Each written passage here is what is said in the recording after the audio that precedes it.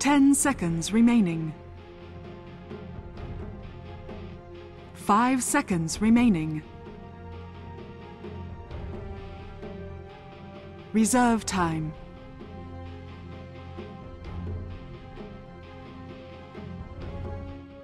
Welcome everybody to Grand Final Time. It has taken a while to get ourselves here, but it has now finally arrived, our best of 5 Grand Final, and we couldn't have asked for 2 greater teams to face up against each other. Even then, our third place matchup was also a brilliant match. We had Alliance going up against Team Empire in that one, but the 2 teams will be fighting out for the lion's share of a huge prize pool coming their way. It is Navi going up against Cloud9, a full best of 5. It was a single elimination bracket, so there is no one game advantages going any way. So we get our maximum amount of Dota, at least 3 games coming your way this evening. Without any further ado, I also want to welcome in my co-caster for tonight for a game of classic epic proportions. It just would be appropriate that I cast with this man this evening. His name is Cinder, man, and welcome to the broadcast.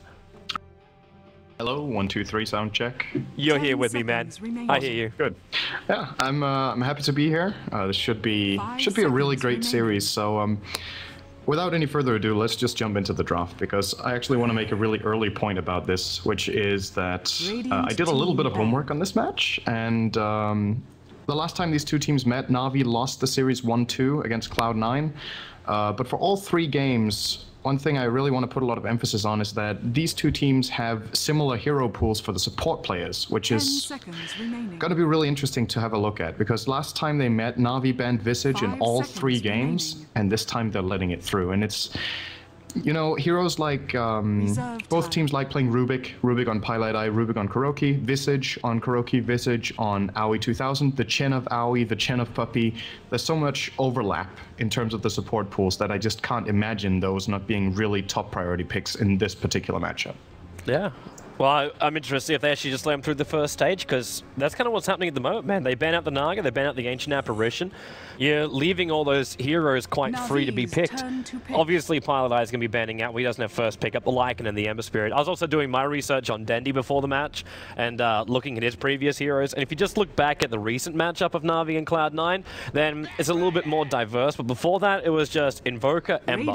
That was almost the summary of what they were always searching for him. But with first pickup, Navi actually putting Batrider up at the very, very top of their list. Now, I know Malk has been swearing thick and thin throughout the offers, saying that Batrider is the most OP hero in the game right now. Actually, I don't know if I can say that. All I know is he's saying he's completely OP. Maybe not the most OP hero in the game. But Batrider, Navi flag him up pretty high too with the first pick. He's been gaining a lot of popularity over, I don't know, it seems like it's been a while since he actually started being a pick again. There was like a phase of 1 or 2 months where he was barely picked, and then suddenly out of nowhere he became a first pick. And I don't know exactly what happened there, because I don't recall him getting any significant buffs or anything. It's just like the team started realizing again, okay, this hero is absolutely crazy. I'm personally surprised to see it first picked in this matchup, not because it's not a good hero for Cloud9, which it definitely is. Obviously, Navi are the ones first picking it, but if you want to first pick this hero, it's because also you don't want to give it away. And Cloud9 are definitely really good with that hero. Bone 7 plays an amazing Batrider, but I still would imagine heroes like Invoker and Visage to be higher up on the list, and it looks like Cloud9 are just going to ignore both of them altogether and get Io and Trian. It's a really unusual first phase pick. I got a funny feeling, man, we're going to see something just completely unusual from them anyway. Because you look at the lineup and you go, well, okay, we know, like we're talking about the support combos being very well known for both Cloud9 as well as Navi. They overlap a lot. But you know, you want to come into this first game of a best of 5 for a grand final and bring something different towards the table. So they just put Navi up there and say, okay, we're going to have so much stayability through Living Armor as well as the Wisp and the connection between the 2 of them. And you go, okay, we got so much stability, you got to try and pick fighters now. So it's almost like they're trying to dictate the way Navi have to now draft in the later stage here with just the first 2 without revealing anything, like without showing a core. Like you pick up an Ember Spirit and teams have to draft to make sure they've got silence or something like Doom or direct counter towards these heroes. But with the first 2 pickups for Cloud9, it's almost impossible for Navi to know exactly what's going to happen. The obvious ban will probably just be the Luna, because Cloud9 run that Wisp Luna all the frickin' time. So that'll probably be an obvious ban, but where you go from there, like do you try and go for straight up nukers now? Do you worry about your top lane with an aggro try attempted from Cloud9?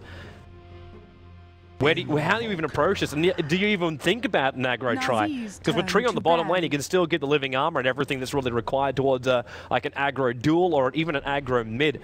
A tiny Wisp in the mid up against the Invoker with Tree and protection. I love the way they start with the picks. Yeah. I'm wondering if the Treant is necessarily a support, actually. You'd run him as a core in this? He can be played offlane. It of course really depends on the game and what heroes you're up against. But I think Cloud9, if they're completely locked already on these two heroes being supports, I think Navi are just gonna punish them for it, because this support duo, in my opinion, as far as laning goes, it's okay, but it puts a lot of pressure on the carry to be really specific, because else this lane doesn't really have too much kill potential. So if you're fighting a try versus try with this, you really need a carry that can pull it off. And like you say, Luna would be an option. I'm thinking Gyro for Cloud9, but if Navi banned that out, or the Morphling that they ban right now, which I'm actually not sure would have been that strong with it, but it's just generally becoming more popular in a hero that Cloud9 as well like to play. But I'm thinking if Cloud9 are locked in this, Navi could just pick a jungler right now and just get a better early game out of it, because in my book, an IO Treant Protector plus anything almost is not really a strong enough aggressive trialing if Navi has a good defensive one. Even if they try and run something like a CK, because if you grab yourself a jungler and you got no presence up on that top lane, like, that'll be an easy way they can kill him off. I'm also wondering too if Cloud9 are even considering an axe in this matchup. You want someone that can be aggressive, someone that can just harass him out as well. 5 seconds. I'm also just looking for the creep skipping approach, so then they can just dive under the tower with Wisp, Tether, Tree, Protector armor, and something like an axe in there, giving like the bonus movement speed too. Like, that's a lot of potential for killing. I know I'm just spitballing ideas out right now, but like, I don't think Cloud9's lane is really that like passive. Like, Tree does a lot of damage for a support hero, and Wisp was just able to make it even more possible to dish out the deeps. Radiant team ban. Looks like Navi aren't really worried too much about the IO combos, which is, you know, this is kind of unusual. When IO gets picked this early, you generally see teams banning out the classic combinations like CK, Tiny, like you said, Luna, sometimes even Gyro. But Navi ban out Morphling, which doesn't really have the sickest synergy with IO, let's be honest. That's not really a too good combination, but I'm wondering what Navi's approach here is, what the plan is. Because they banned out the Templar Assassin, which I think makes sense for the mid lane to secure that the Invoker, who is more than likely going mid, will not be struggling too much. But then on the other hand, you also think, why are you banning Templar Assassin when you have a Batrider who's actually one of the really good heroes against TA in the game? What's your plan? And why does that worry you more than a Tiny or a CK? And to follow up on your idea of creep skipping, or what should we call it, going between the towers? I don't think that's actually technically called creep skipping, but... what's the technical term?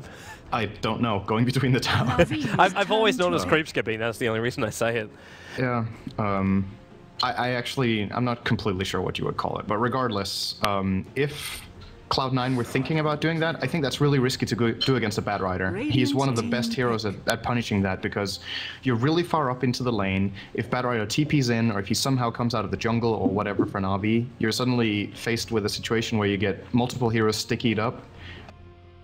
And Firefly's just absolutely crazy against these heroes, where you look at Cloud9 and they don't really have too much right now to deal with the Batrider. They're going to get Doom, which Navi responds to with Shadow Demon. And I'm still, I feel like most of the time when I'm watching drafts, I have a pretty clear idea of what's going on, but I'm really not sure what the teams are thinking right now. This is a really hard one for me to just get into. You see, now Cloud9's picked triple melee with IO. Yep. Who is offlaning here? Is it going to be a Doom? If Doom goes jungle, then Treant has to offlane, or they have to run an aggressive Trium's weird one here. If we go with what Cloud9's been doing in the past, that actually should be Sing Sing on the Doombringer. You asked the question before why TA should be banned out. If you actually look through the history of Sing Sing, just over the past 7 days or so, he's played a lot of games in the last 7 days, but the majority of it is Marana and Templar Assassin. He's actually played 5 Templar Assassins, he's played 7 Maranas, and then he's got 2 Invokers and a Doombringer. That's the extent of his pickups right now. So if you put Eternal Envy over onto that Tiny with the Wisp combination, and then you got Tree supporting wherever he wants to go, and then you just get a last one for Bone 7. And of course they can switch it around, like Bone 7 can take the Doombringer, you can push the Tiny Wisp into the middle lane, go classic old Fnatic style, and then have Tree and Protector babysitting the bottom lane and have like a rather more aggressive off laner. Someone that can deal with whatever Navi's going to throw their way. Like you can even pick up, I don't want to say a Timbersaw in this game, but someone else that can do well on the off lane. I really don't know here what I think with the pickups Navi have done so far. I don't think we're going to see them running any sort of weird aggressive laning. And you see now Cloud9 are considering, okay, Navi might just go greedy here, so we ban out the Chen, so we don't allow them to get the Chen push with the Juggernaut. And of course, Invoker, if he plays Exhort, they're going to have the Forge Spirits as well, which I really don't want to rule out here, because I'm not sure for Navi if a Quaswex Invoker is the right approach here. I'm going to need to see the last pick for that, because generally you're distinguishing between, or you're choosing rather, between doing damage and giving control. I'm not saying Quaswex doesn't deal damage, because of course it does, but it's more of a control-oriented build with mana burning, whereas the Exhort build does a lot of damage. And of course the Shadow Demon combination with Sunstrike, we've seen a million times before. It makes it incredibly easy to land the Sunstrike with Disruption. I also want to say that for Navi, their picks are starting to make more and more sense now, because when you think of it, Shadow Demon and Juggernaut are hard heroes to gank with the IO Tiny. You're going to see the relocate coming in, you disrupt the guy they go on. Juggernaut himself can just use Blade Fury and try to buy some time and get out. Flat Rider will more than likely have a blink, and Invoker can Tornado. So as far as that goes for Cloud9, it might be hard to find these pickoffs that you generally want to get with IO Tiny. Yeah. Hey, you throw all that in, you throw Disruption, yeah, you're right. Like, Cloud9's going to have a very rough time, so the other option is they just force it. Like, you don't try and go for relocate ganks, and you do it the way Wisp kind of turned into once, like, he lost his stun on the tether, and you just use it to force out towers. That kind of means they need a little bit more push than what they've got. Like, they need a lot more push than what they've got. Like, almost at the level of a Pugna coming into the lineup for that. I think that would be good here, actually. If you're going to do that, then you got to force an aggro tri-lane from Cloud9. Like, put the Pugna up against the Invoker, leave the Doom on the bottom, and then run Tiny, Wisp, and Tree, all three up on the top lane. Because you're still going to have... Go ultra greedy Cloud9 style with a tri-lane, easy lane, and a jungling Doom. Yep. 10 seconds. It is possible. I don't know. They're taking their time here. Did they want that puck? I think they did. They're going to get Queen of Pain as the alternative solution here.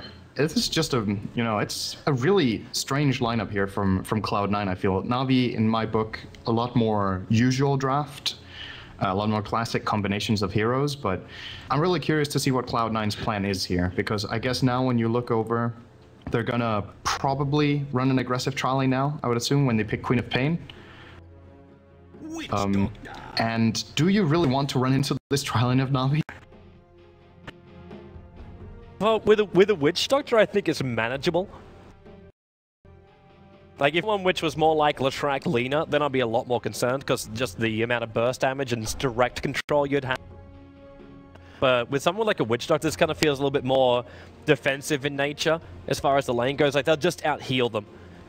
So yeah, I would almost want to push the Quap to the bottom lane in this, and just try and do a semi-dodge against the tri-lane. Because you know Disruption and Cask is going to cause you problems. If you're going to blink away hero, you should be able to get yourself away to safety with Living Armor to back you up. It's going to be really interesting to see if the Navi lane can actually gain control, or if it's just passive control. I think you're right. I think Cloud9 could just offlane the Queen of Pain. I think that was your point, right? Yeah, either offlane or safe lane, because I don't know if Navi want to even attempt an aggro try with Witch Doctor and Shadow Demon. Because that's just a lot pulling or smoke ganking if they really want to make that lane pay off. It's true. I think we could be seeing that. It is at least Bone 7 picking up the Queen of Pain, and he's going to start with a magic stick. So no, actually they will be running the aggressive trial lane by the looks of it here. I'm not sure if this is the right call for Cloud9. I'm not saying their lane is weak, because both Tiny and Treant Protector hit hard, and you know you have the stun as well as the slow. With Leech Seed level 1 being skilled here by Aoi already. Yeah, so he's always going to do that, man. They don't care about Living Armor in this top lane. Like, you talk about the ability just to spin and get yourself away, but if that's down, or if you get a support hero like a Witch Doctor, and you get Leech Seed out, and then a quick tether in by Pile Die, and then an Avalanche has got some good range on it, you just toss the Wisp in, so you know you're going to get your double slow out in whatever hero you're chasing. I think the killing potential and the ability to dive under the towers has still got killing potential is really high. And if Funnick does go up there and uses his Firefly, he has to back off while that's down, because he doesn't have his ability just to run out of the map. I believe even then that got nerfed recently. So you can't do what Batriders used to be able to do. So it's a lot more, the killing potential is a lot higher. You're still going to battle with the trees. Like, Funnick can just Firefly into that, so you may not have a clear path like what you normally search for. But the potential is really there for killing for C9. And they block the pull point. I get a funny feeling they just want to go in. I think it's one of those games where not blocking the pull point would be better for them, because if a pull comes, they have even more license to kill on that top lane. I think it's really interesting to see the way the lanes are shaping up right now, because I think Navi were actually planning, or I was expecting Navi to just run the safe lane tri lane. But it's hard to tell what they are expecting of each other, because there's a lot of mind games going on with where do you think the enemy team is laning, so you're going to try to trick them. And I think in some way the teams kind of tricked each other, so I don't know who's going to end up favoring, who this is going to end up favoring. I think the bottom lane, the fact that Bone 7 gets Queen of Pain versus Jugger lane should be easy enough. Yeah, Kuro's just messing with Sing here. This is real problematic too, because that was Sing's 30-second camp, which he needed. Because he gave up the middle lane to get that creep too. So the momentum now is all the way of Dendi. Like, he's already 2 for 3 in this middle lane, and he has the creep wave up on his high ground. Sing sacrificed so much to try and find that 30-second creep. While Puppy... And he's going to be playing against an Exort Invoker with Doom. That's a really tough lane already, in my opinion. Invoker, when he gets a few levels up, is going to do so much damage. Of course, you have Cold Snap, and Doom has 0 armor. So if he doesn't get the Stout Shield procs he needs, he's going to take so incredibly much damage from Dendi here. And like you said, Dendi has the creeps on his hill here, and he's just going to keep controlling the lane here. And Sing can't really... That's one of the problems of mid lane Doom. He really doesn't have many ways of messing with the equilibrium here. So Dendi's going to have one of the easiest lanes I think he's had in a long time in this game. Yeah. The upside, though, for Sing is the fact that this top lane is being so defensive. Well, then again, once Aoi hits his level 2, then it's going to be okay, because then Living Armor will come the way of Doombringer, and with both Scorched Earth as well as Living Armor, Sing should remain alive. He's going to wait it out, use his Devour, get the bonus money, and just survive that way. Then the trade-off I'm looking for, which is going to be probably more important for me, is Bone 7 here on the bottom lane.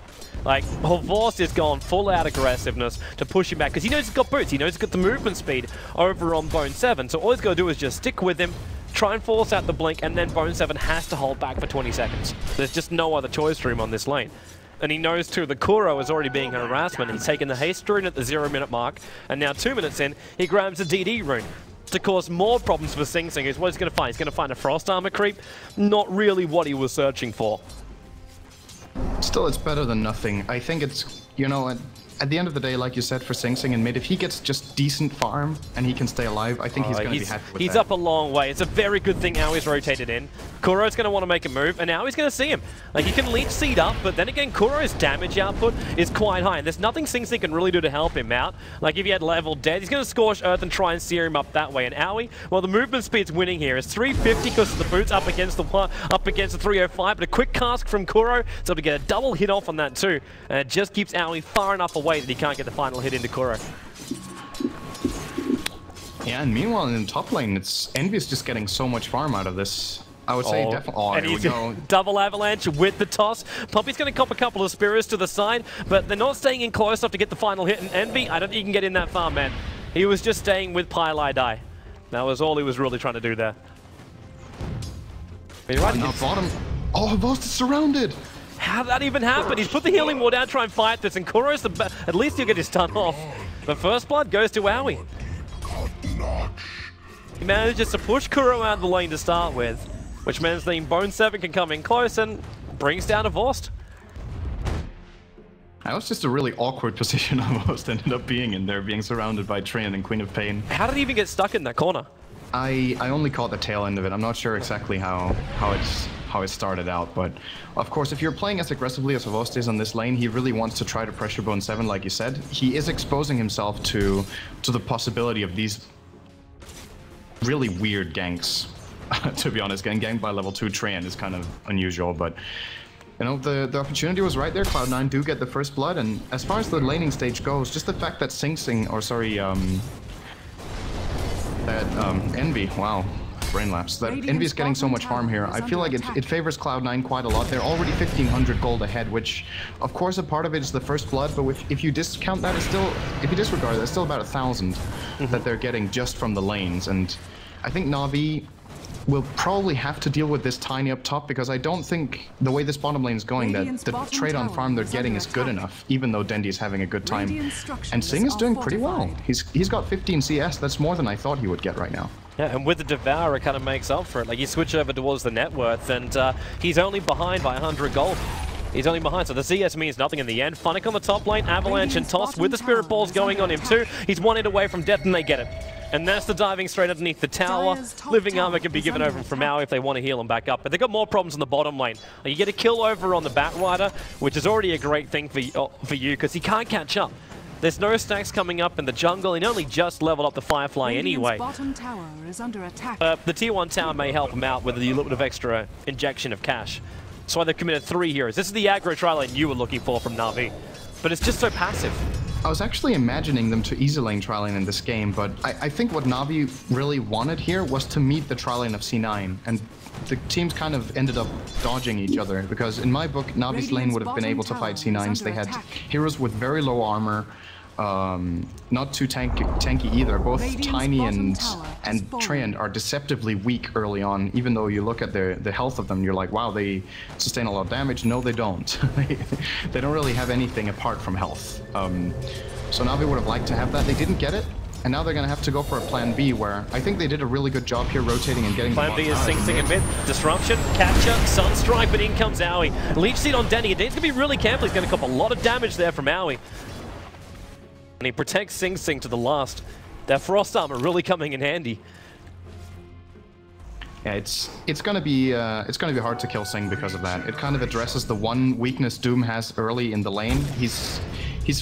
His health is absolutely crazy. I think he has like the highest strength on level 6 in the game, or at least one of them. He has 42 base strength right now, which is kind of crazy.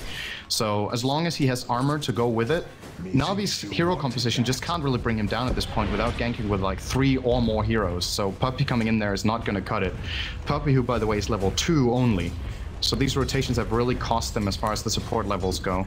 Trend in comparison is level 3, he's generally one of the slowest leveling supports in the game, because you know, you stand far back, you use the living armor, he's been moving across the map a lot, but he's still ahead of Puppy here, and is now jungling together with Sing. This is kind of the big brothers out, clubbing the centaurs together. It's kind of funny to see. It almost reminds me of like these mid-solo Nagas, which have been coming up recently too. Like, you just get one person to stack from, then they just force the Naga down, riptide it up, and they just soak up all the experience and the money together. The way to power level your mid-Naga. Yeah, but middle lane again, we're seeing prep coming in from Puppy. Problem is he has to leech out the experience here from Dendi, which is going to get a little bit better now that Dendi's finished up his Midas. Not as early as you would have really thought when you saw the early advantage which Dendi was able to claim in the lane. But now he picks up the Midas just before the 8-minute mark. It's not late, but when you only have like boots and a wand, you might have expected just a little bit earlier than that. I think the rotations from C9 have messed with Dendi a little bit here. He's still been getting good farm, but like you said, we would have maybe thought he would get it a little bit earlier. But Aoi has been on the ball, and Sing getting the ice armor was really important. I think in hindsight, that if he would have got another creep, a more classic creep, if you will, that might have turned out worse for him. I think the defense was really useful. Bone 7, he commits, throws out the full ulti. At the same time, middle lane, there was more rotation coming in with Aoi as well as Pylite Eye. And Kuro realized just how deep he was in. Attempted the TP out, but just... At least he baits out the ulti of Quap, but Quap just gets a solo kill as well. So 3-0 for Cloud9. It's still a 0 gold game, but Navi are ahead by a tower. So technically it's, you know, unclaimed gold on the map. If we consider that, then Cloud9 is definitely ahead. Yeah. But it's not by a huge margin. It's 1,000 experience as well. What I'm more interested in is the distribution of levels among the heroes, because I think the problem for Navi is going to be that their supports are as low leveled as they are. Puppy being level 3 and Kuro being level 4, and the IO being level 5, almost halfway to 6 for Cloud9. these global ganks, even though we talked about Navi having pretty good counter ganks, and of course the Witch Doctor with the cask as well, he might not even be able to get it off in time. He'll get one shot by this ganking duo. And Cloud9's mid game is pretty scary here, I think, for Navi. And now that Dendi's playing the Exort build, they won't have the stalling mechanism of Tornado EMP. So maybe we'll see C9 taking down some towers pretty soon, with Sing Sing going for a mech build as well. For me, I think the most important thing for Navi, and this is where their strength is going to kick in, is their ganking potential. If they wait for C9 to initiate on them, they're going to die. But with the Bat Rider now sitting at 2k gold, you get that Blink Dagger up and running. Funnick managed to finally get to the jungle and get that burst of money. Are they going to kill off Vorst? Well, he's doomed for the moment. But he's also got these phases which are trying to run out, but with a toss from Envy and the relocate in by Pylai Die, there really is nowhere for him to go. Yeah, Sing came out of nowhere there from the fog and got the Doom. Oh, look how they switch it too. Pylai Die brings Phone 7 back up towards the top lane, so he's going to scream up pretty quickly, and Pylai Die, if he gets all the balls into Puppy, he gets the kill. Kuro throws out the stun, but there's a creep wave here to also soak it up, and then Funnick, he's going to join the top lane. But Envy returns, double avalanche, follows up on the toss into Funnick, and again the Spirit Balls around, manages to actually get a double kill out while Phone 7 finishes up the Witch Doctor. And 10 minutes in, Cloud9's at 7-0 on the board. Dire's bottom tower. And they're going to take the top tier 1 tower. Bottom lane Sing Sing. I don't think Vost is going to get this kill. No, Sing's too fast. He's already committed the Only Sunstrike, might be able to help him out. If a Vost can get... Oh, he can't Living Armor. It kicks in, and with both the Scorched Earth level 2 and Living Armor and Frost Armor, there's no way a Vost could chase it. This is such a beautiful early game performance from Cloud9. I think the support rotations and the general decision making has been really good so far. I mean, you can't really say anything against them when you haven't given away a kill, right? Yeah. But apart from that, they've still been doing a really good job, not only with surviving, but also the whole distribution of levels, like I talked about, has really been paying off here. The IO is playing a really big role right now for Cloud9. And he got, I think, Pylai Die had a level 6 at about 8 minutes or so, which is pretty early. Of course, that's what you get when you run the lanes the way Cloud9 did, but it just shows again that the way they decided to run this has been really useful. Bottom lane, Havost is going to get doomed. I think we might see a relocate. Yeah, there it is. And Havost knows it too. He goes to the other side, but it's only Pylai Die coming in with the Spirit Balls to hit him. They will get close to having enough damage to finish him off, and that's why with Scorched Earth, Pylai Die, he really can't keep up with that, and now Havost the Doom is off. Puppy disrupts up the Doombringer just to keep him away, and Havost will spin himself away to safety. Let's see, 2,000 gold now. So they did get a rebuttal tower. So basically the tower score is even at this point, which means that their lead in gold effectively is about yeah, it's what it says now. 2,000 gold, 3,000 experience. Actually, check out what Funnick's doing too, man. Like he's hoarding gold. He's gonna buy the blink now. So he's going to get it from the side shop? I think he was just clearing out the wave first. Yeah. Okay. I think this is the time that Navi gets a chance to come back in the game. I think if, like you said, if they just sit back and let Cloud9 play their game, they're going to get caught off and die around the map. Oh, Funnick. Avalanche, and he's dead. Top lane. No. First time the blink gets revealed is during his own death. And that was a real problem too, because Havost was also having a bit of a scout out looking for a kill. And they had a secondary support also in the neighborhood just before that. But that's even more critical because of this ward right here. This ward right here basically makes it impossible for Funnick to go jungle, because he'll just get relocate ganked every time. Still, if he has a blink, he will generally be able to get away, but not if he doesn't see it coming. It's more, I think for Cloud9 right now, it's not so much about setting up the relocate ganks as it's just about knowing where Navi are and just... Oh, Puppy, we're gonna relocate coming to bottom lane, and they're gonna find already the blink from Funnick. He'll evade the first hit with the avalanche. Puppy will die right now to the Doom. He's trying to deny himself off to the mud golems, but they're just too docile in the trees to come out. But at the same time, Dendi was able to get a kill off in the middle lane. He got a kill. Yep, they managed to finally kill off the Queen of Pain. How often do you see Navi getting their first kill at 13 minutes? It's like, I don't remember the last time it took them so long to get a kill. And a big part of it, I feel, is, again, the initial laning position where it was hard for Navi to find the kills. Here we go, Lasso. Yep, they managed to pick up Envy straight up with a Juggernaut ulti too, and then into the spin, which means Tani's already gone down. And that's 2 cores in the space of 1 minute. Now he wants to run out of here. Sing Sing's still hovering around, but he's more of just an intimidation factor now on the line. But Navi got what they wanted. This is the ganking potential they have. Funnick at least was able to get a kill with the first time he used the Blink Dagger and evades the bottom gank. Even though they lost Puppy in the bottom lane, but they lost Puppy for getting a tier 1 tower in the mid claiming 2 cores, and now coming in for Roshan. Yeah, this is really good play from Navi here. They're making the most out of, you know, that was just a little victory they got, and then they turn it into a bigger one, and then an even bigger one. You know, this is just world-class play where you don't just get the kill on the Queen of Pain, but you get the kill on the Queen of Pain, you use the rotation to go and get another kill in mid and the tower, and then Roshan, and then suddenly what was looking like a really good game for C9 in the beginning is now going to be dead even. And I'm just wondering now, when we get into the mid game, how much is Cloud9's strategy going to pay off when we get to the big team fights? Because we've got... Oh, top lane Bubby's really dead. We've got Envy playing the Tiny without a greedy build. So he's gonna... He didn't go for the Midas first, he's gonna go for an Axe as his first item. But that also means he really has low attack speed, and I don't know if Cloud9 has the damage they need to take these mid game fights yet. He's actually adopting the way that both Notel and Era run the Tiny, which is to, in fact, well, actually, he's not even doing that properly, because if he was doing that, it'd just be basic boots. Nice entry one as well. Watching funny, but Sing Sing didn't respond. He's now going to get tethered up, and Pylai die. Well, he can't get Sing Sing out of this one. Kuro throws the ulti down, and the tree ulti will be able to cancel that one. Sing Sing, he's still living through this. Pylai is keeping him up and about, but Sing Sing, finally, Navi committed a lot of time and effort into getting that kill, as well as ability, so they gotta be careful not to overextend. Puppy's too far up, and Envy's rotating in. The mana comes in, and they throw Pilot Eye into the front lines. With the screen from Bone 7, they get the kill, and Dendi, the Doom, will finally wear off on him. Turns into a cold snap over on Pilot Eye, and then blinks himself away. So good to see also Dendi going for full maneuverability Invoker. I was really depressed if he was going to go into something really defensive like BKB, but happy. This is such, you know, this is the classic Dendi Invoker build with a Quasic Sword. We've seen this countless times where he focuses completely on the mobility because he knows that his weakness on the hero is if he gets caught out, he's pretty much dead. But as long as he can control his own position in the fight, he gets a lot of more opportunities to set up for a Tornado Meteor. He gets the opportunities to get off the crucial cold snaps, to get in and use the Ice Wall as well, which both Blink and Force Staff are really good for. And it just shows Navi's strategy for the mid game here, what they're setting up for. I think this right now is going to be a really decisive fight. If Navi need to wait though. Navi need to wait another 10 seconds before Lasso is up.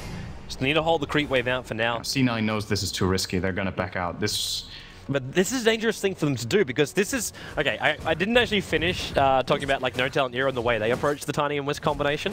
But the way they do the greed is different. Like, you can have Midas greed for Tiny, and then you go like your treads, your drums, then you get into your Yasha with your Aghanim Scepter. Or you go in for the Hyperstone to go into the AC. Like, you can approach it that way. But the way they normally approach it is to actually just rush the Aghanim Scepter, and your main thing you're doing is just overcharging. Yeah. Like, and with that, Pylai Die just hurts himself. He will then like buff up Envy, and then be able to regenerate Envy while he sits on the front lines. That's the normal goal of this. But the primary part of it is you bring down towers. You continuously bring down towers. Now, there's a relocate up towards top lane while they're farming up the Ancients. I don't think Envy really wanted to be here. It was just more of a security TP to make sure Bone 7 was okay. But yeah, the way the greed works is through different ways. Like, they're farming up the Ancients right now. They'll move in towards the towers, but they've got to keep taking landmarks. That's what the Aghanims is for. Yeah, that was my point exactly, because if what Cloud9 is aiming for is to just farm, I think Envy could have just gone for more of a greedy build with the Midas. He had a great opening amount of farm, and he could have delayed the Ags a bit and got something else perhaps. Of course, it is a great farming item. It is arguably the best one for Tiny if you don't count Midas as the first choice. So in that sense, it's not that he isn't getting farm, but he's still 1,500 net worth behind Dendi, and he's playing the position 1 hero. In comparison, Havost, who was actually not even close to his CS in the beginning, is only 1,000 behind, so not really too much. And the thing about this is, if Cloud9 are just going to be playing a farming game, I feel like they should have gone way more greedy on their builds. But they're taking the mid-game approach.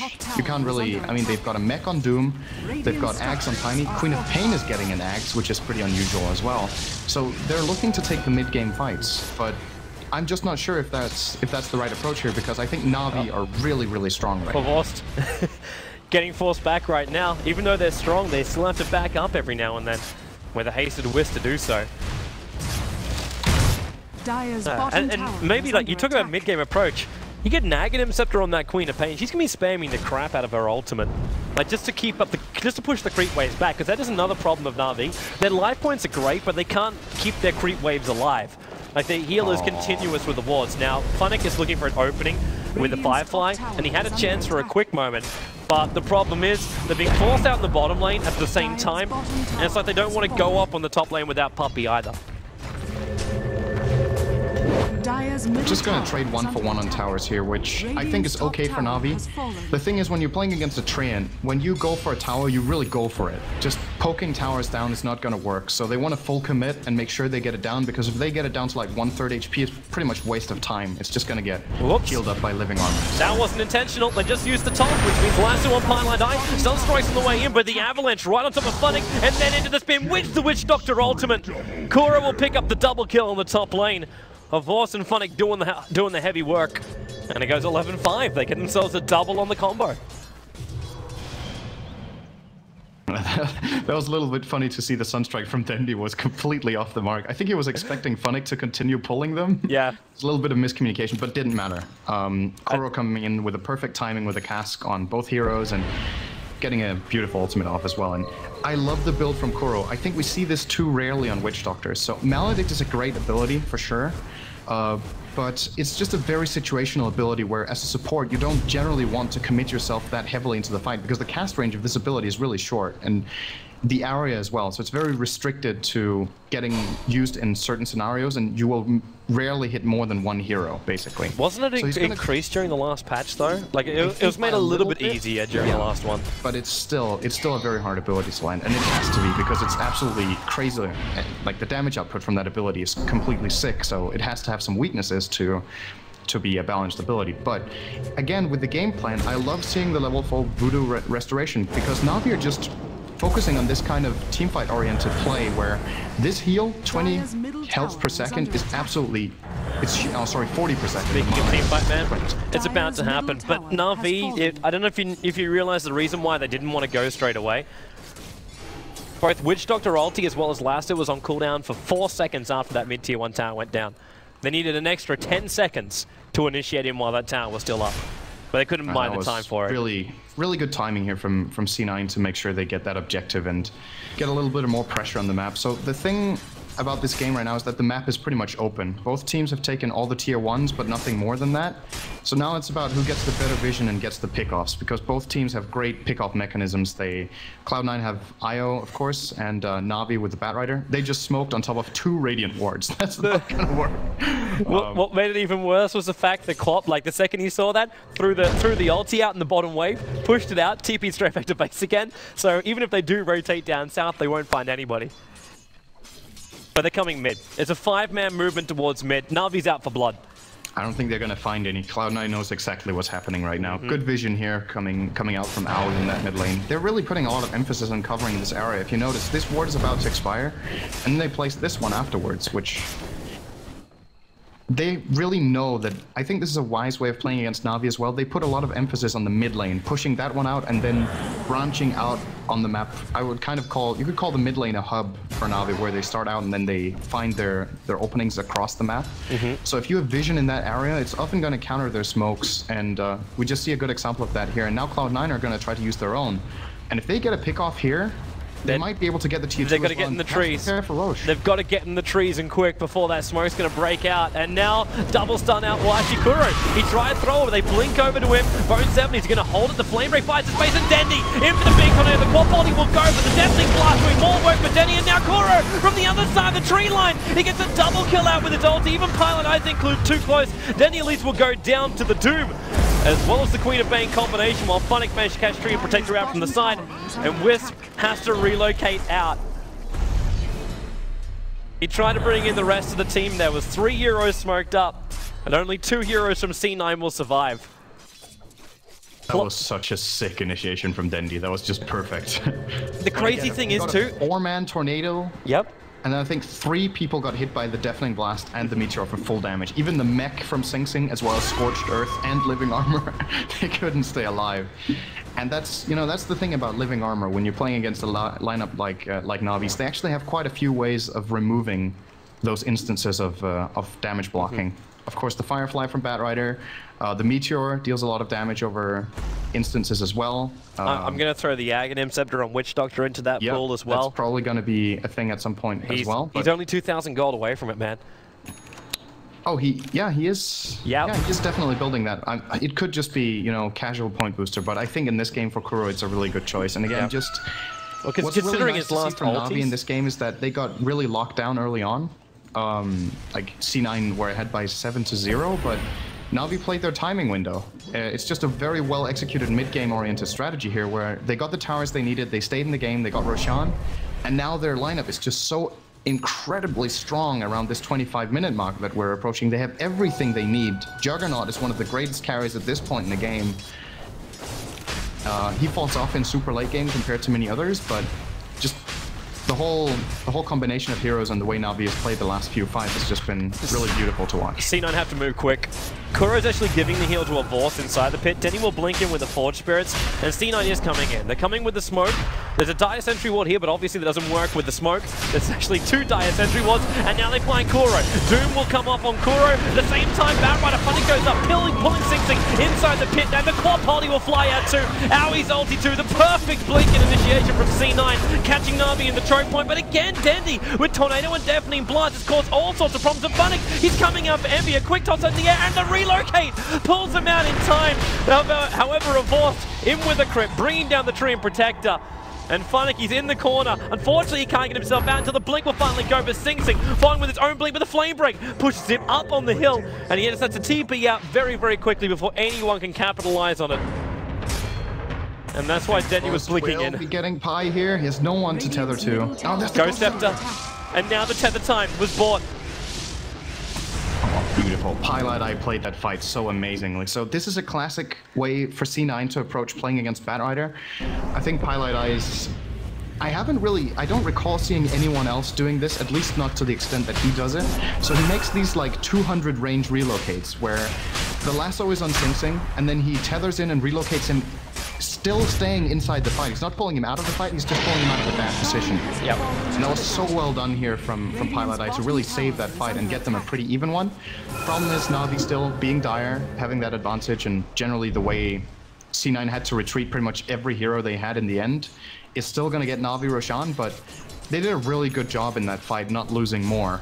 And Pilot Eye definitely, for me, playing a very, very good game so far in the IO. Yeah. It's a difficult game for you to play as well. When you got 2 heroes blink daggering around on you, like Puppy's got his own blink dagger. This is just how farmed up that SC. Like, this is a guy you were talking about saying, well, Puppy's only level 2 this far into the game.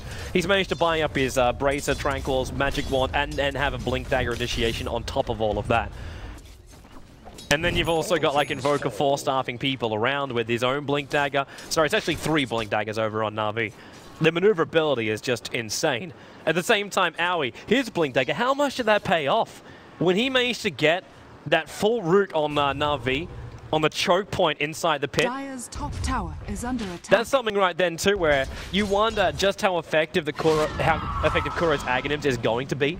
Because BKB won't be able to allow him to get a full ulti off either. Dire's top tower is under I think the thing for Kuro here is he's just going to need to stay far out of the fight, because he doesn't need to be very close to the fight. His teammates can definitely buy some time between Juggernaut, having Disruption, having all the defensive abilities that Invoker has regardless Funnick's of what in trouble. he goes for. Aoi, he's not committing. With the haster, and of course he can't. Yeah, it's not going to happen. Bottom lane, however. There goes your ulti out on Pilot Eye as well as Envy, and Pilot Eye, he's got the choice to relocate him out of here, but he's not going to do it right now. The tether's going to be there and actually splits them up with the lasso back, dragging Envy away. Now the Doom will be cast over on Kuro, but there'll be some hold-up time, and that's going to come through the disruption, but then with the big ulti from Quab, plus the ulti from Aoi, Vorst and Kuro find themselves in more problems, but Kuro, he's still taking through this. Finally, Quab will put him down with a scream, while level death onto a Vorst, keeping him low, and Sing Sing, he's got 4 and 3 over the top of him, make it a 7 and make it his death. Deafening Blast, forcing him back. And Navi, they're showing their power during these team fights. Yeah, Dendi wasn't even there. That's the scary point. He came in at the end because when Navi get this kind of an opening, it's just, I don't see C9 fighting back. When Havost gets the Omni Slash on Io and Tiny like he did there, and Batrider gets the lasso off, in my book it's almost impossible for C9 to turn it around. And the problem is that the amount of AoE control they have is kind of restricted to overgrowth only. And like you said, how much is that really going to do here against Navi's lineup? They still have ways of breaking it. Havost has 2 ways of breaking it. He's got Omni Slash as well as Blade Fury. You've got the Witch Doctor who can just put down his Death Ward after he gets rooted and do the job. And then Dendi is so heavily spell-based that as long as he gets in position, which I doubt he won't with a Force Staff and Blink, he won't really care too much about getting rooted either. So... Oh, we're going to relocate going. Cloud9, We're going in for Kuro. Avalanche and Toss have to be used, but now Juggernaut ulti will also be used. But Kuro gets a Malediction off. Pylite, he has to go Scepter. 70 life points. He's bottling up and wanding up as quickly as possible, but now he's got Eternal Levy stranded. Kuro's throwing down the ulti. Shadow Demon will actually get the last hit in on Tiny.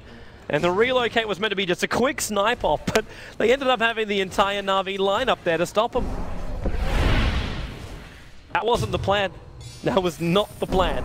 It's just so hard for them to find relocate ganks. Again, they did so well early on with getting a couple of relocate ganks, but I don't think the biggest part of it was relocate. It was just smart movement. But now that the map is opened up as much as it is, and Navi can just start taking these team fights together, you start to wonder if this was the game plan C9 should have had from the start, or when they got a good start in the game, if they shouldn't just have gone really greedy, like gone for Midas on the top. Owie, he's in trouble. The gem's going to drag him back. Sunstrike's almost in the perfect position. Now he stops for the ulti so he can try and TP out. That's the gem lost as well. Yep. Which means now there's actually 2 gems over on Navi. Yeah. Just to make life harder. Puppy can take it back to base if he wants. He's going to give it to the courier. And yeah, generally the hero you want to have the gem on is of course Batrider, because with Firefly he can see all the ward spots of course, and he's also going to be the initiator in case they try to pull something with Nature's Guise from the Treant. At this point, it just seems like Navi is an unstoppable death ball. When they get into a team fight together, it's hard to imagine how C9 are going to turn it around and get it off. They have to get a really good initiation with Doom, of course with the Shiva's Guard now on Sing Sing. If he can blink in and Doom Dendi before he gets abilities off, I think that's the key target. They have to prevent this combo from Dendi, which... if he isn't doomed, I think he's going to get it off every single time. They don't have any other ways of dealing with it. They'll have a side device shortly on the quad. They don't have it yet. You're right, he almost has a side. That will be really important. But this Dendi. He's jumped in. Meteorite, Deafening Blast, Highlight Die, has to receive the mech, and the quad ulti. It was a little bit short from Bone 7. That's 40 seconds on cooldown, and Funning, he managed to pick up Sing Sing. And you know a primary target, relocate out to safety. Sing Sing is a little bit further back, but the concoction's actually causing some problems from Kuro. And Dendi wall blinks in again. Level death came out of him. There's a little bit of bonus damage on that too, but Sing Sing, get your ass back off the Firefly. And Pylon Daiwei, he relocated him back into the fight and into the ice wall again. But at least they bought some time. Bone 7 will have another ulti up in 10 seconds or so. But Navi are definitely just trying to force up to the high ground. It's kind of crazy how confident they are. They have Lasso and Omnislash on cooldown. They're still just pushing in here. Of course, they do have the Aegis on Dendi. Oh, that ice wall position here. And he can't be saved from this. He's just used his BKB. Now, Tree will come out. Vorce actually ends up wasting most of his spin, but Pumpy, he's in saving grace. Kuro throws the ulti down, but there's nothing to stun him up right now. All of the stuns have already been used here from C9. Dendi is, however, still going down to Bone 7. He's managed to at least pop the Aegis, but that's all Navi have lost. Of course, they've used every single ultimate in their bag, but then again, so is C9. I think this is going to end up with Navi getting Rex at this point. I don't know if C9 has what it takes to defend anymore. Of course, the Queen of Pain ulti is up in 10 seconds, but so is Juggernaut ulti. Yeah, Juggernauts will be... Batrider has Lasso again. Yep. This is going to be a really difficult hold to make. They're trying to at least do some range harass before they go in for the main shebang. And well, Empty, he can at least clean through the lane, but now we're going again. Lasso out, Owie blinks in for the lead to slow down Funning for Meteorite and Deafening Blast again from Dendi and Sing Sing. So low on life, almost dead. Meg charge, 1 second was all that was left on that one. It would have really helped, but of course he's already in deep. He's used the ulti, Pylite Eye goes into all save for the moment, but C9 say no more. GG it out, 33 minutes into this game. And Navi will take game number 1 here of the best of 5 grand final for the D2CL. Not a bad day's work for the first game. Not a bad day's work. Considering it looked like they were in real trouble at the start. Well, it was 9-0 at one point.